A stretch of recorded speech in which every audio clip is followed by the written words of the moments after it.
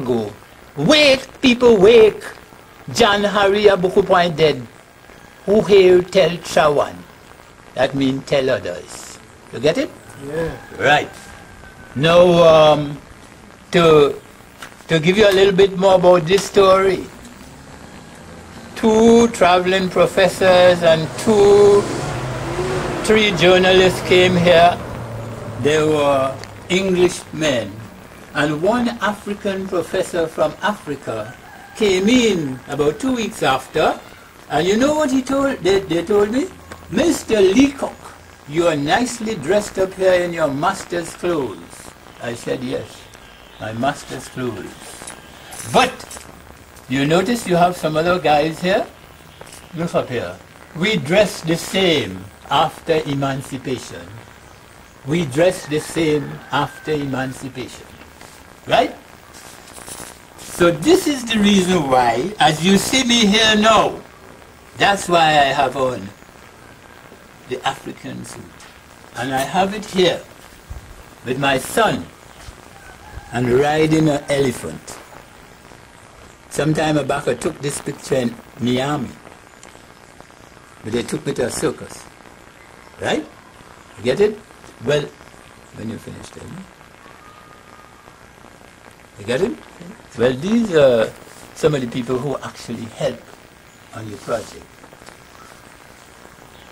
Research collections, artifacts and family heirlooms started over 60 years ago by Uncle George and Cecil, his dear wife, over the last 30 years. Refurbishing furniture, Cyrus Thomas, we call him Bungage, of the North Side Road near Government House. Photography, David Morrison of Lambeau Village Street, and John Leacock, my son. Interior decoration, Uncle George and kids. Transport, Mistress Lucilda Calendar. Number HAN 2274. In every way possible to promote this project. Right. You ready for this one now? Oh, yeah. This one?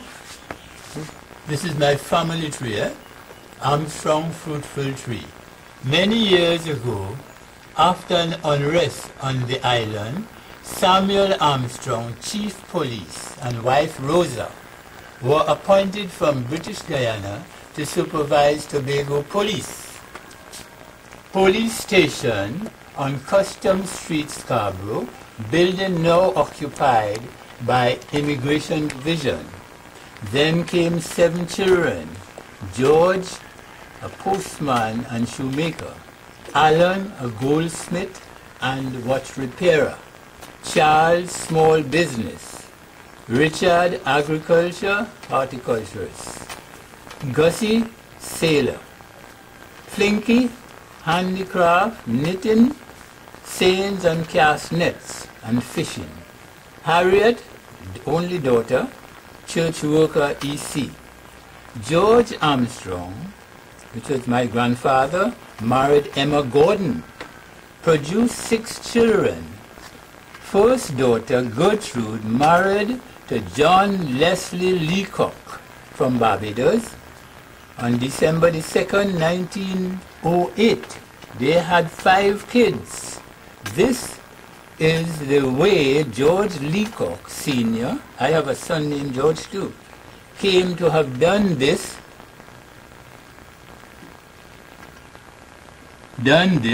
believing it to be good at age 76 years, 1992. Further down, a people without knowledge of their history is like a tree without roots. Marcus Garvey. Go.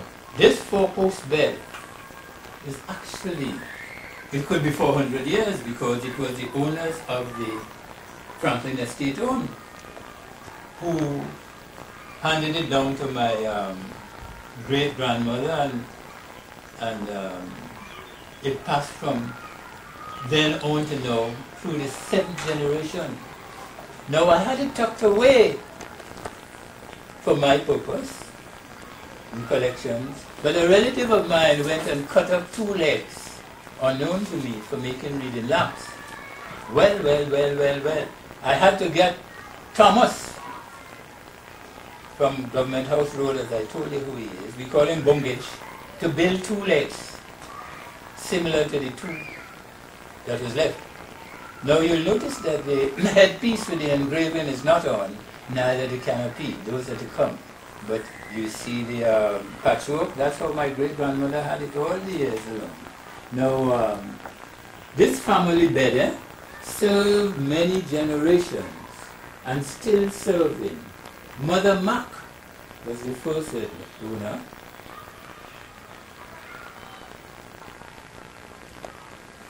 Then Lydia came from Mother Mac. Mother Mac was the slave.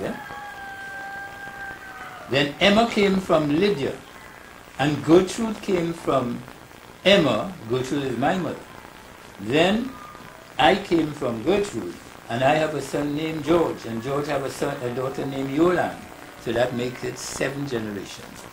Now in their days, they used the grass mattress, mulatto plat, and cuscus grass. You see it there? Right. In our day, we use, look at it, we use the fiber mattress, coconut fiber. But in these days, they use spring and foam. But we have here now the fiber mattress. This small sofa here is the sofa that I know that Lydia died on. She used to keep this nicely made up, but she kept that as her sofa, comfortable sofa. Right? Right. Let's go over there. You see the dressing table? Mm-hmm. It's older than I am. You can't get glass like that now. I met my father with that. Now look at this here. Watch me over here. This is the old time washstand with a marble top. And you see some of the footwear? They call that the po and that the yo and the marble top. Glass the same way. Now, in doing some excavation in this area, which I believe was occupied by very important people, I found this, which they call, let me hold it up and show, I think I could get it out. Oh boy, hold on.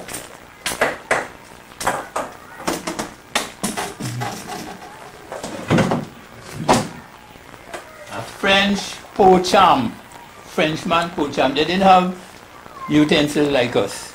The other day some French people came here and they went crazy over it. I found it in pieces, so I joined it up back and put it here, but I didn't get the cover. You see it?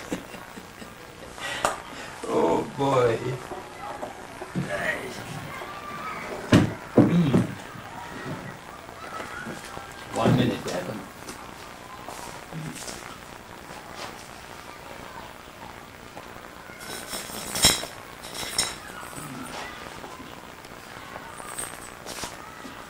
Right.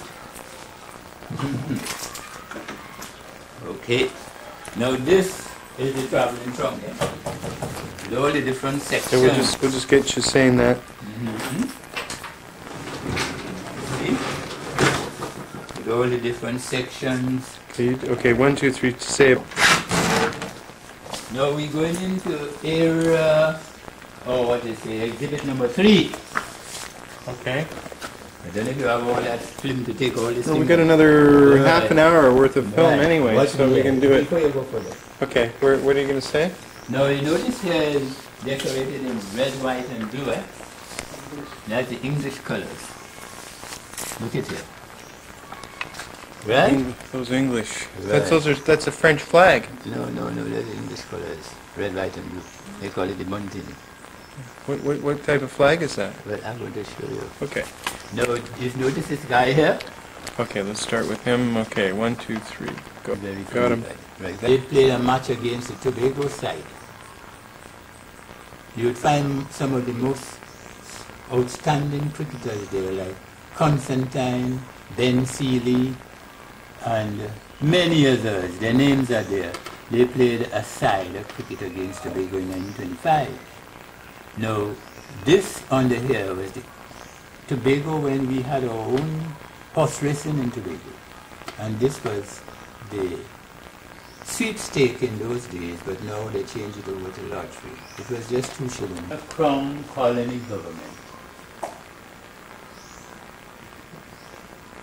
Okay. So frock coat, top hat, and fiddle. The slaves never played the fiddle. Massa played the fiddle, the slaves beat the drums, and his family danced. Okay. His family danced. Well, now, I don't know, but people who might be following this program might have heard this way that the Leketo and Golden Lane people perform with their speeches and things and programs. But you'll hear them beating the drum, and another visitor will be playing the violin. Then you would hear, "Drag your bow, Mr. Fiddler." Never happens to. The slaves beat the drums, Massa played the fiddle, and when the slaves wanted to stop Master, they had to say, "Massa, Mr. Fiddler, drag your bow, drag." They had to address it first, but they didn't get it right. But I am giving you, whatever I tell you here is perfectly true. I got it from my great-grandmother because she was an estate woman. No, the slaves, this is Queen Victoria, who abolished slavery. During the time the slaves were here, or operating on the estates, the Church of England was here. Here we have the old church, and we have the new church. It is there right there on the same spot, on Buffalo Street and Young Street. After the slaves, after the white folks were leaving, depression and everything went bad, the slaves and the drums, this drum is called the cutter, the roller, and the bum. You notice this one busted, but if my son hit it too hard, it didn't fell out, and it bust, so we leave it the same way. But this one is the cutter, the roller, and the bum. Now, when the slaves, when the big shots were leaving, and leaving the estates, that's how they left the estate to Emma, my great-grandmother, the slaves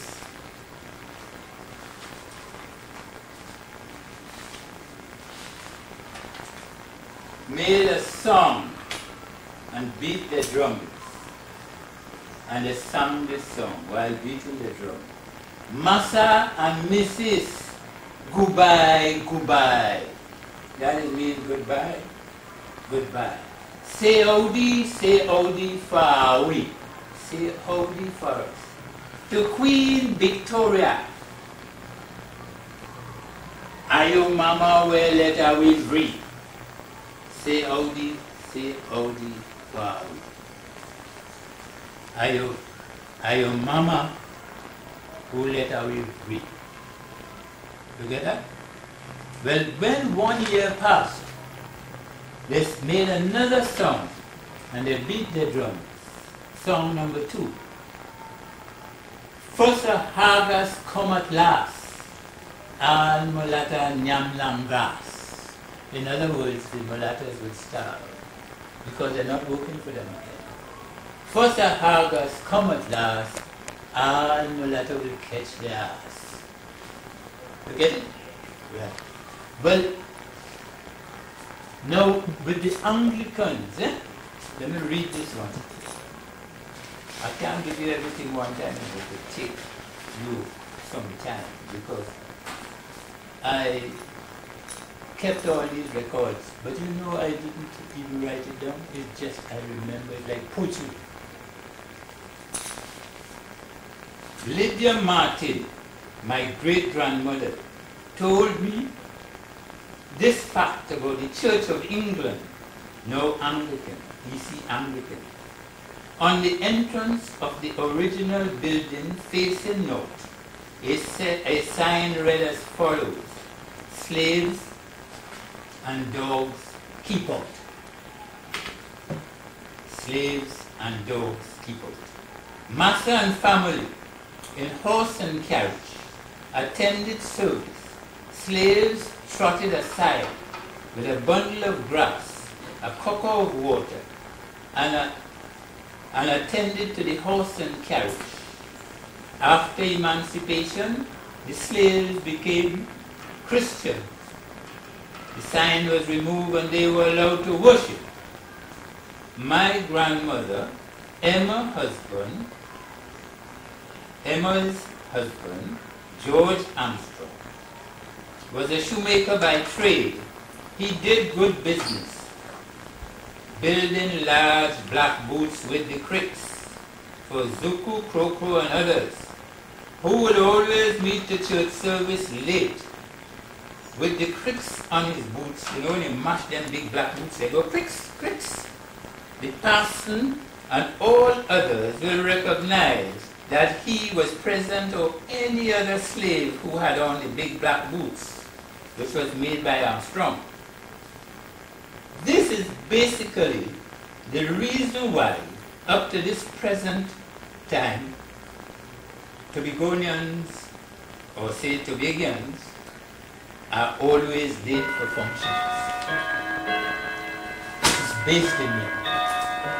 No. Why are they always late? Why the Romans came first after emancipation. Then we had the Methodists, the old and the new church here. And I have an assembly of the Methodist parsons or reverends. Right? Then we have here, after the Methodists came the Salvation Army. Because when the Salvation Army came here, they had no church or manse, and they used the Methodist church and manse to establish their good work. Right, I have the present captain and the church here. No, this is a monument I built for the Moravians when they had 250 years in Tobago. They took a picture of the monument, highlighted and gave me back to put in the museum. Right. Now, let's go over here. Tobago had once a military protective service. You see how they were dressed there?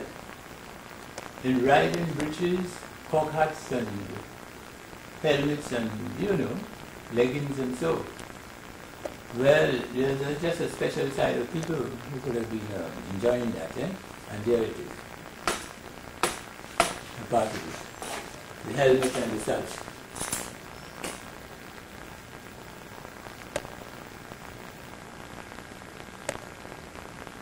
You got it? Okay. Right. Now, this building here is the administration building. Foundation laid April 1821, completed in 1825. Right. My great-grandmother told me that the English engineer who came down to put down this building, they called it then the courthouse. Now they call it House of Assembly. No. When he came down on the contract to build this building, when he got about 2/3 the way, he failed. Couldn't complete it. And in those days, well, it was a crime for him as an engineer or whatever it is, who come down here and couldn't complete his job. They found him hanging in the building one morning. Well, that was never established anyway because he was white now and they covered that. Well, she further told me that the last slave that was tried by judge and jury in the same building was brought in the center of the park, where they now call James Park. A gallows was built and he was hanged in public. This is how I thought it looked like, and I did this little drawing. Yeah? But nobody ever told anybody about that hanging of the man in the center of James Park. A couple of weeks ago they called me and said they want to put up a monument, a bust of James in James Park, calling it James Park. I suggested to them to put it in the middle of the park as a momentum to what happened there many years ago, but they didn't bother with me. But some time before, I saw the, what you call him, the head of the assembly, marching from Sandy's Hall to Old Market to drink the blood of the last slave they hung there, but they made a mistake. There's a building opposite and a big tree. Look at here. You see the red building there? That was one of Master's cottage. And this tree, in front of it, a big salmon tree, that's where my great-grandmother told me. That was a big old market. And when the slaves come in for sale, they used to bring them up under this tree. Masters will come riding his horses, or their horses, from the different estates, buy the slaves there, brand them there, tie them by the rope. And if you buy 3, 5, or 6, you'll have all of them hooked up together and trot right back to your estate. I'll show you the buildings there now, and I'll take you to see Master's kitchen, just as it was, the big tree and everything. Right? Okay. Master cottage.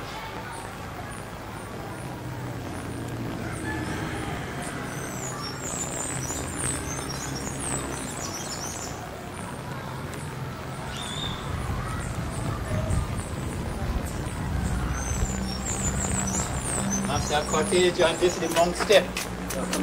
When Master used to dismount from his horse to buy his slaves and brand them. And the figuring that they used to use on the slaves is the old Roman numbers. You know, like that of on a clock. You get it? This inside this building is where one of the masters lived. And if you notice the names of the streets within this area here, which is quite central Scarborough, because we are just a block away from the administration building.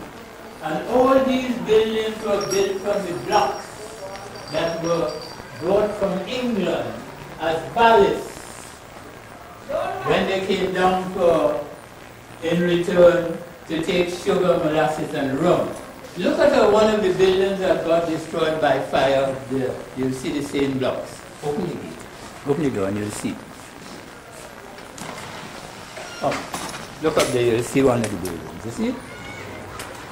That one. Get him? You bet. Okay. Right. You want to show us the kitchen now? All right. Yes, I want to.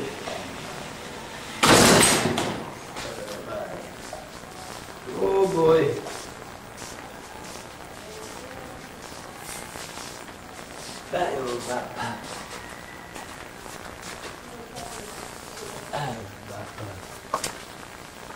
Where my boy gone? He may not return to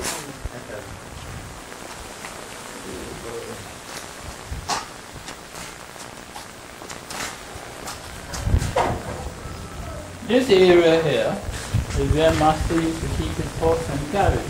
But we turn it into a garage now, eh? But we didn't touch the kitchen. Come and see the kitchen.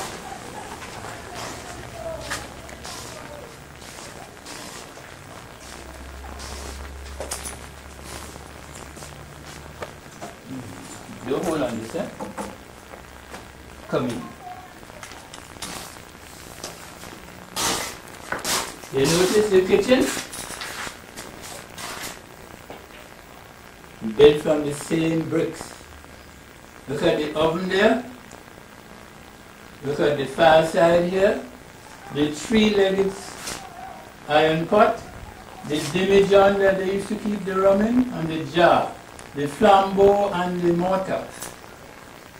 Now when they do heat the oven with wood and light it, they sweep it out here, the ash will come through here, and the smoke will go up the chimney. The whole building is built out of the same bricks that came from England. I would say it must be over 400 years old. I don't, and I never intended to touch it, and I'll never touch it. I leave it that my children and all Tobagonians and foreigners would come in to have a look of the days that passed and what existed there. There's a picture of my mother at the age of 18 years when she got married to my father in 1908. Right? And look at him here. Right? Right. You notice how she is dressed here? In the Queen Victorian style? Right.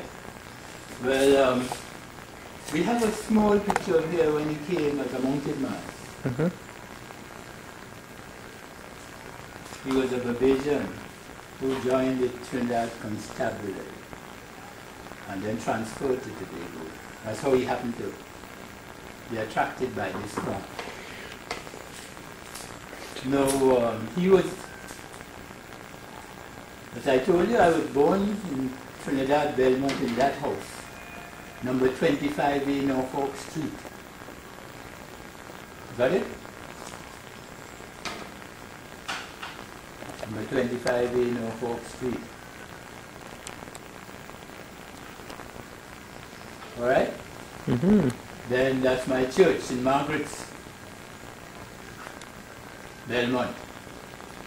And this is a property I still have in Woodbrook, number 11 Anna Street. Right? Now, when my father came here in 1923, when I came with him, he was a super sergeant. You see his uniform here with the 4 stripes?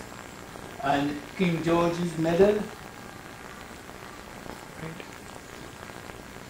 No, when he came here, he was in charge of 4 stations, Plymouth, Scarborough, Roxborough, Maria, with 1 white superintendent and 20 policemen. Right? No. But then he got married to my mother, I gave you the story outside it. And this is when he resigned. Look at his whole resignation record here. This is Mommy, after marriage and had her children. Right? Right. She was a very handicraft person, eh? And she liked carnival. She was living at Belmont, and in those days, carnival was different to now, eh? To every band that coming out in those days, every individual had to make and see about his own costume. But in these days, you go and take a part in a band and pay for your costume right there and then. So then she used to be making a lot of money by doing a lot of smocking and all this sort of handicraft work for the different members of different bands. So I like it, I'm growing it, I love it. Anytime you hear pan beat carnival Monday morning, George Leacock in trouble. Well, I love it up today and I die with it. It's not anything bad. It's a living culture of we Trinidadian and Togolese. Trinidadian have it more than Togolese. Because the Trinidadian will spend $1 million and to play mass, while Tobago people, you know them in China. They like more Christmas, due to the fact Christmas has no food. Now this was Mommy sewing machine, eh? You see, a daisy. Look at here. Still going good. It's older than me. You get him? Daisy. Look at here. The daisy machine.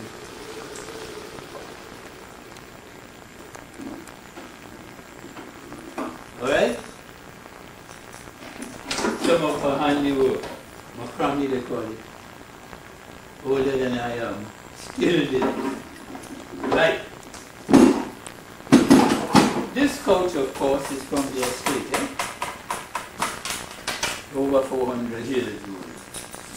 Now, this is the old Armstrong man, eh? My grandfather.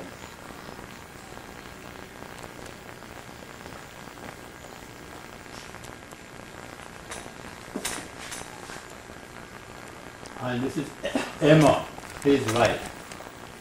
She was Lydia's daughter. You got that? Mm-hmm. Now we come into the end of the British what? College. You see, this is the end of the red, white and blue here, eh? Mm-hmm. Now you notice George Armstrong and Lydia, who was Lydia Gordon. I mean Emma, who was Emma Gordon. You notice they look mixed, they wasn't real African, you know, they're mixed now. Because Lydia's mother was white. And you notice him? Mm-hmm. Right. Now this little girl here, during the Belmano riot at Roxborough, this is the nearest thing you're going to find to the Belmano riot. They detained her parents. Her name is Essie Badoon, African name. They adopted her and took care of her. They all died now. Well, let's get over to this area. No, it's still in number 3. You got the clock? Mm-hmm. Huh? Well, the telephone now, eh? Now this telephone is given to me by the telephone company as the oldest. You hear the clock?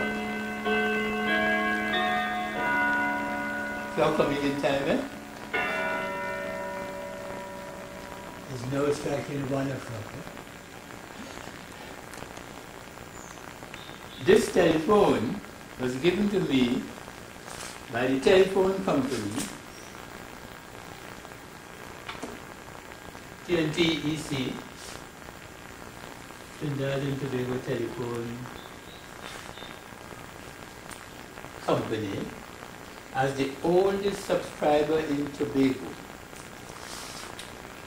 1986. This is a model of the old-time telephone, but it is all adjusted to the modern telephone because I receive calls in it and I can send out calls in it. Right? You want to hear it? It's all right? Come nearer. You just know. You hear it buzzing? Right.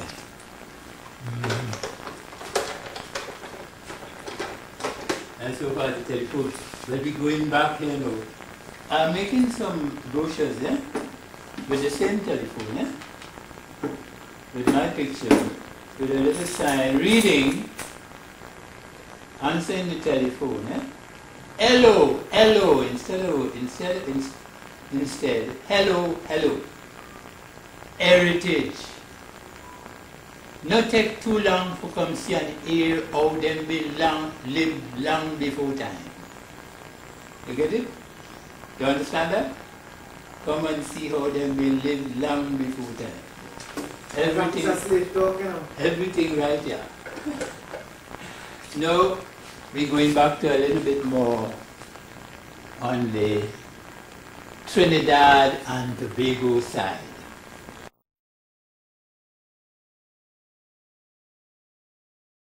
A druggist, a prominent druggist and businessman in Scarborough. His drugstore was where you see the treasury is now.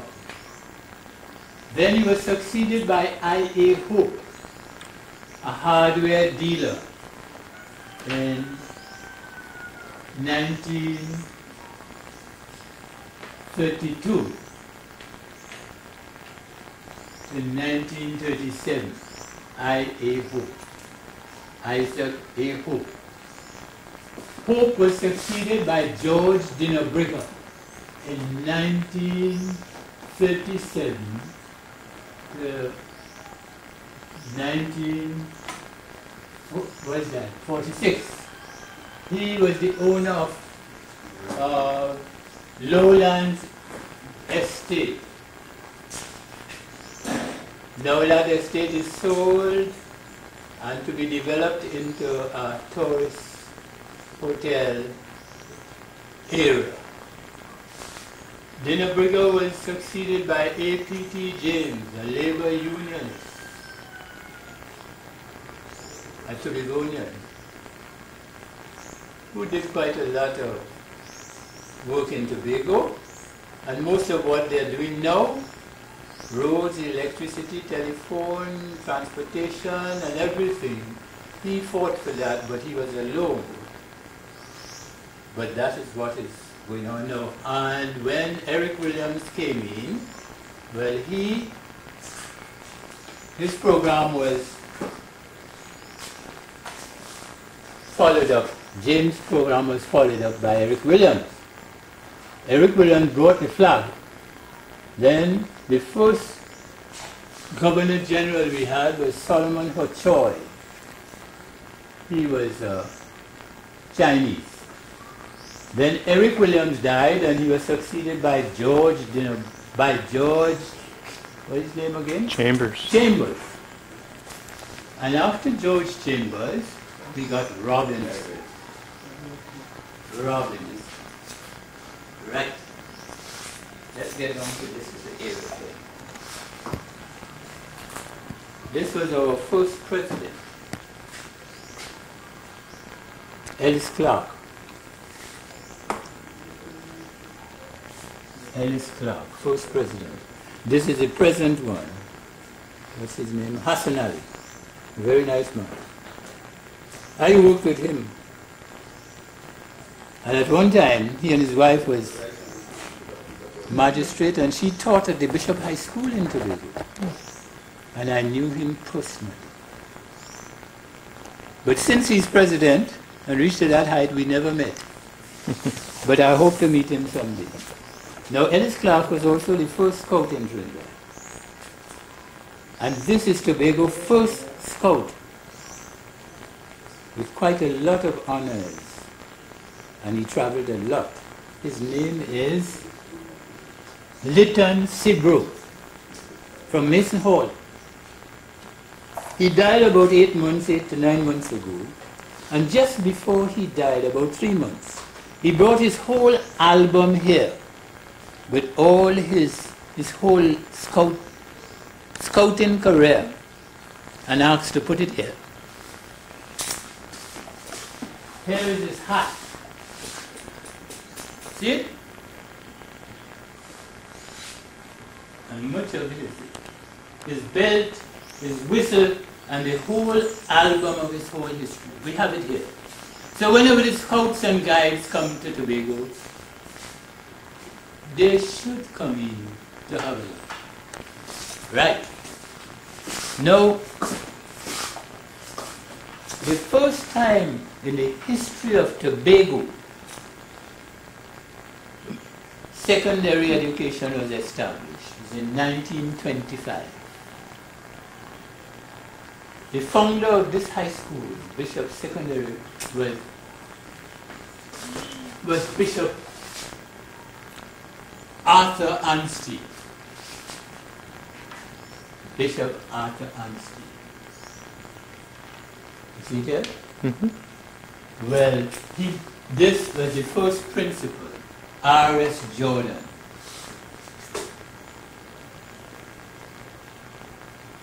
His initials were M.A.D.U.N. He was a Barbadian. And this is where the school started, in this little building. 30 students, and he was paid $60 a month. Well, from that building, they went to this building, which they bought. They call it Fairfield. It's a pity that they did break away this building. Such a lovely building. Yeah. Ancient architecture building. But the only thing that you would see there now is this step. They didn't touch this step. It's still there, landmark. And removing from there, why they break this building, they were going to build this building. This one is which houses the High Court now. And from here they went to Montgomery, where they are still now. And as you look over on this other side, you will see the staff from time to time